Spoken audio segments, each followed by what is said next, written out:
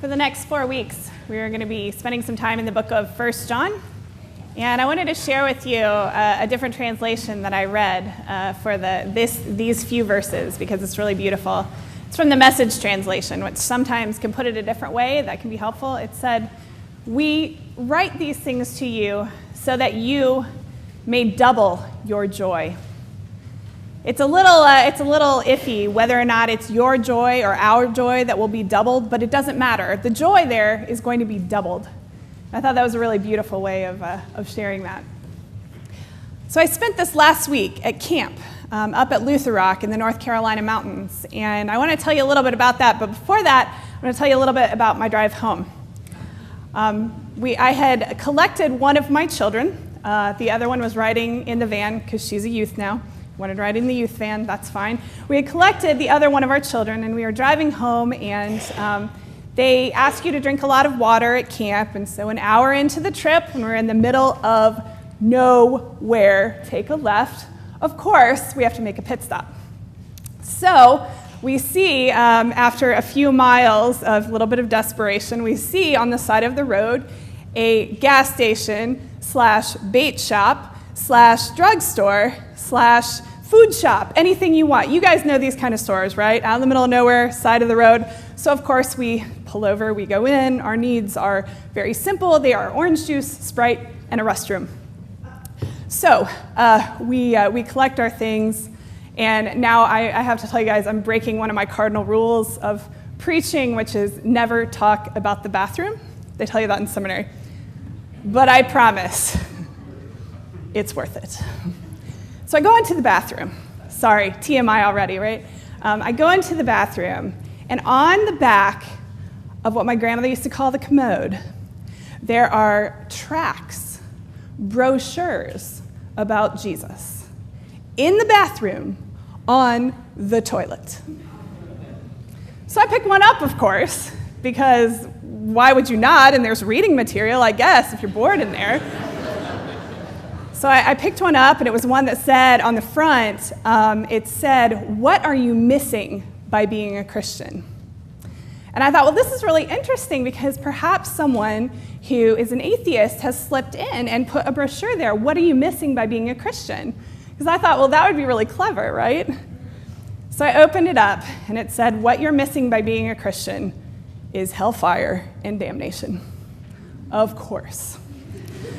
It listed 50 different ways that you were avoiding hell, 50 different kinds of hell, including the lake of fire and all kinds of business. And I thought, well, all right. That proved my stereotype. And so they had a bunch of other ones there on the back of the toilet in the middle of nowhere. They had a bunch of other ones, and one of them had this really crazy cartoon that detailed the lake of fire. There's a theme here. The lake of fire and what would happen to you. And then, of course, on the back, if you are scared by the lake of fire, there is a nice little prayer that you can pray that will get you out of the lake of fire, presumably. I don't know whose idea it was to put these Jesus brochures on the back of a toilet in the middle of nowhere at a gas station, bait shop, food shop, drugstore. I don't know whose idea it was, but I thought, well, it's evangelism, in a way. Someone thought that would be a great idea. I try not to judge other people's way of sharing their faith, but I will admit to you that I was judging. Because I thought, how would this happen? That if you wanted somebody to come to know Jesus, you thought that putting a brochure about the lake of fire and the 50 types of hell on the back of a toilet would really do a great job. And I was really sad for a couple of reasons. And one was because of 1 John. Go ahead, the choir's in second grade. Yeah. They said 1 John, get it? Yeah, I know, right? This is your beautiful choir, ladies and gentlemen. Yeah. They gave that to me at the first service, so I commend it to you. 1 John, you'll never hear it the same way again. These 4 weeks, thanks a lot, you guys. Yeah. In 1 John, the point is not inoculating you from the lake of fire. The point is sharing Jesus with people so that your joy can be made complete. It's not saving us from these 50 types of strange things that are these weird metaphors in the Bible. The point is so that we can have great joy together.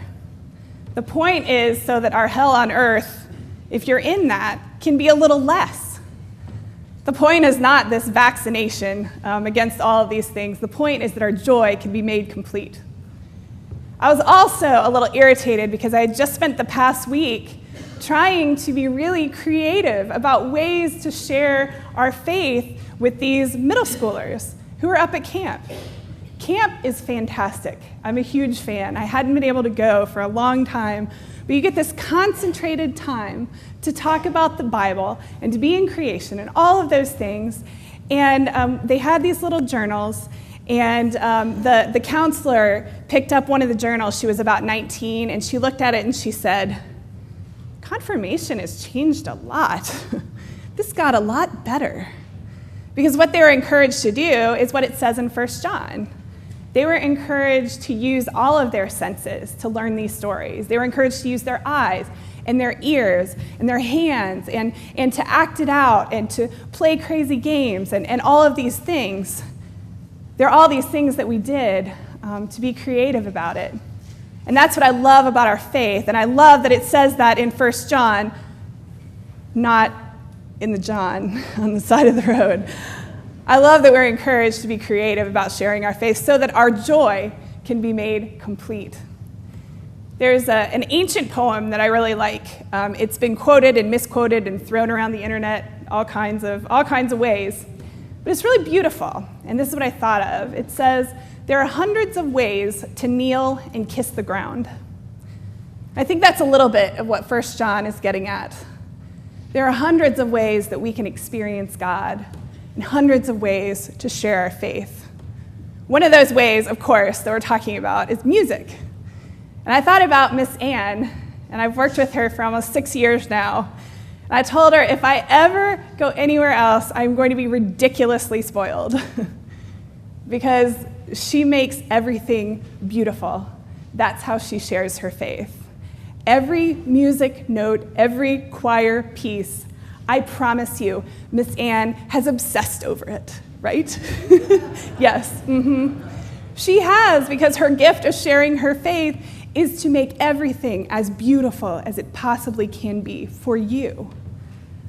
We have these hundreds of ways that God has gifted us in sharing our faith, and one of them might be laying out tracts on the back of a toilet. I'm trying not to judge, but there are millions of other ways that we can share our faith in a way that will make our joy complete.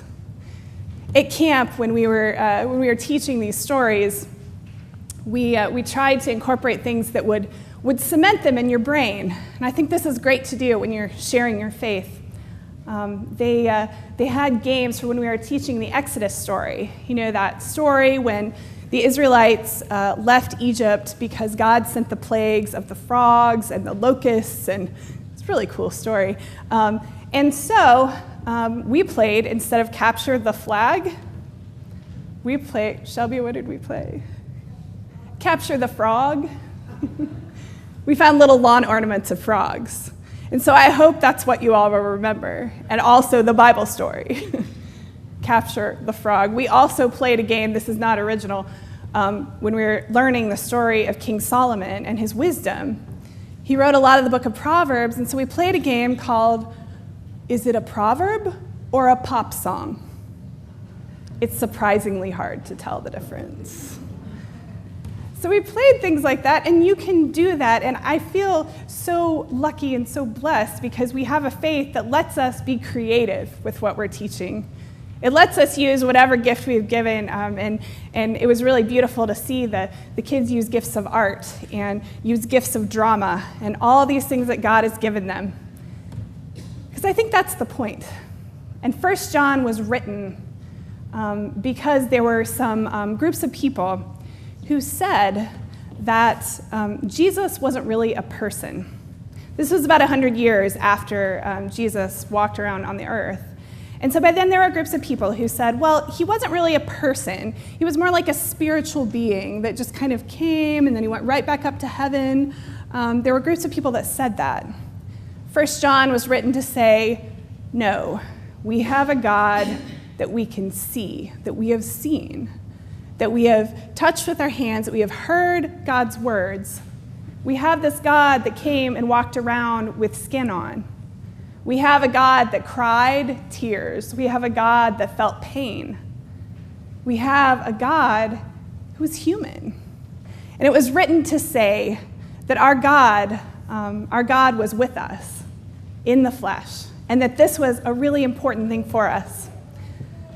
One of the kids at confirmation camp this week, they were kind of sharing what they learned, and they said, I learned this week, because we did only the Old Testament. They said, I learned this week that God isn't a God who's happy, smiley all the time. And I think that was a good thing. If you learn that God feels emotions too, and one of the stories said, God's heart broke for the people, then you are free as a Christian to also feel those emotions and know that God feels them with you, because God is a God that you can see, that you can touch, that you can hear, that you can sing about, all of those things. So the point of 1 John, and I really think the point of camp, is what it says in the very end. It's to love one another in whatever way that God has gifted you. It's to be with one another, to cry with one another, to rejoice with one another, as Jesus does with us. Not so that you can give some inoculation against the lake of fire, but so that your great joy may be complete. Amen.